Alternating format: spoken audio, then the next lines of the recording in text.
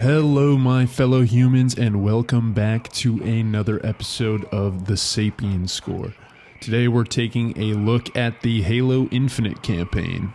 Right off the bat, I will say that this Halo campaign is definitely one of the most, if not the most fun from a gameplay perspective.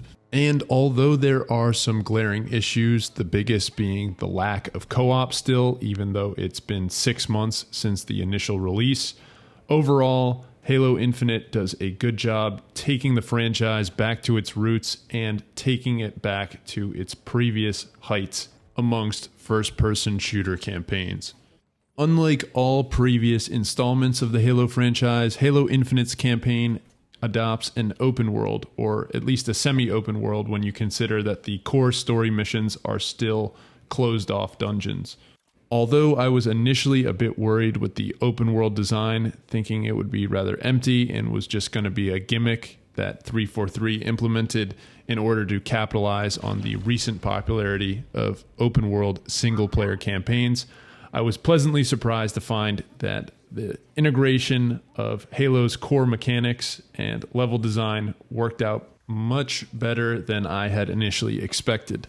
I think the main reason that it worked out as well as it did comes down to the fact that they kept the map size relatively small. I think that keeping it compact and bases kind of close to each other, you're never really too far away from any action. And speaking of action, there is definitely plenty of stuff to do amongst the open world. Scattered across the map are a number of outposts and bases. If you've ever played one of the Far Cry games, it's very similar to this. And once you defeat the enemies there, you permanently unlock the base and your reinforcements show up and you can summon in vehicles, you can pick up guns that you've unlocked and kind of kit yourself out before you go and engage in the next outpost or the next story mission even. Of all the open world side quests and objectives, by far my favorite though were the kill missions.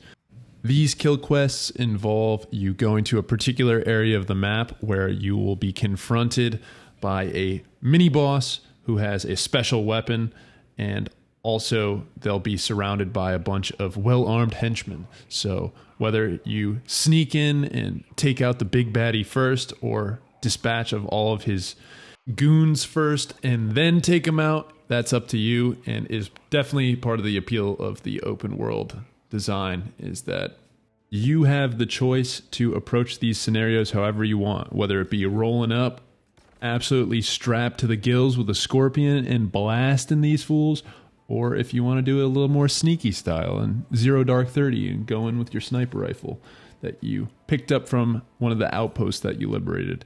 The choice is up to you. The last thing I'd like to mention about these kill quests, if you can't already tell, I'm a pretty big fan, is that they are difficult. I played the entirety of the campaign on Heroic, and I've played through all the Halo campaigns in the past numerous times and have done them all on Legendary, and I have to say that the Halo Infinite campaign definitely ranks up there amongst the hardest. I'd say maybe not as difficult as Halo 2 on Legendary, which, to be honest, in my opinion, is just kind of artificially difficult. But let me just say I found myself dying a lot more frequently than I thought I would have, especially playing only on Heroic. While I really enjoyed all the assassination missions and the unique boss encounters for each of them, as well as I found them rewarding due to the special weapon you unlock once you beat the mini-boss, I cannot say the same for the rest of the side missions. For the outposts and the troop rescues, to be honest, they became really boring and repetitive, and once you'd done one, you'd pretty much done them all. Ultimately, though, the one thing that pulls the whole open world together is the Grapple Shot. Although I was initially a bit skeptical, thinking that it wouldn't have too many uses, I was very quick to change my mind as you realize that the Grapple Shot is by far and away the most important armor ability in the entire game. Simply, it has tons of uses, whether it be traversing around the map, going from tree to tree, Tarzan style, or using it in a firefight to either gain a tactical advantage or position, or to pick up plasma coils or weapons off the ground. Also to just grapple and stun enemies. You can kind of slingshot yourself towards them and do like a powerful melee attack, but also for the other uses such as grappling onto vehicles and hijacking vehicles that way. I think that's a huge quality of life thing, especially on the Banshees. Regarding the actual story to the campaign, I think it was a definite improvement over Halo 5, which was absolutely dog buns in my opinion. And although it's a definite improvement over Halo 5, overall I really wasn't too impressed with the storyline. My biggest problem was with the new characters that they added, and I thought that both the new Cortana and the pilot were just extremely unlikable and annoying. I thought their lines were really cheesy and poorly written, and I just was not a fan. On the other hand, all the villains were really cool, and the Banished storyline was awesome. I think it's a real shame that some of these villains weren't explored a little more in depth, and that a lot of the story and lore is just relegated to these hidden logs that you have to find. I think those should have been integrated into cutscenes or just made so it happens as you sequentially progress across the levels.